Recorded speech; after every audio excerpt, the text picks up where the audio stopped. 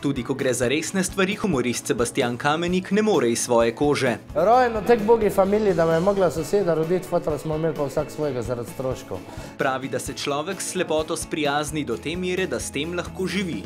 Delam veliko stvari, ki me veselijo. Ne delam jih zato, da bi se kazal pred kamerami, pred fotoaparati.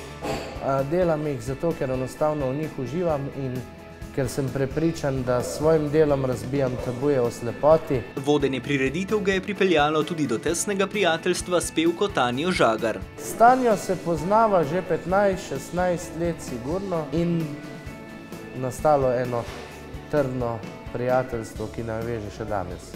Od dobrega prijateljstva pa še k ljubezni. Končno je našel srčno izbranko, čeprav ni bilo vedno tako. Ena je celo rekla, da ne bi mogla prenesti, da njen partner ne vidi nje. Sem pa rekel, mogoče pa boljš, da te ne.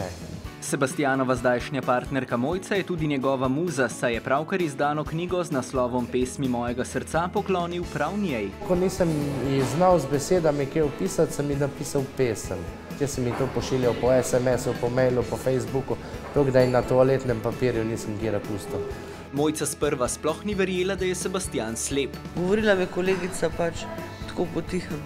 Slep je slepa, ne, sam jaz jo nisem razumela, ker je sam usta odpirala, ne, in sem mislila, da je rekla, lep je, lep. Pa sem jo tako jemala pol.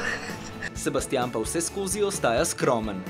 Jaz zase rabim samo kako toplo, prijazno besedo. Sam sem pa vesel, če lahko nekomu podarim kaj izvirnega. Komik in umetnik pa že pripravlja nove projekte, s katerimi je odločen razbiti tabuje o slepih.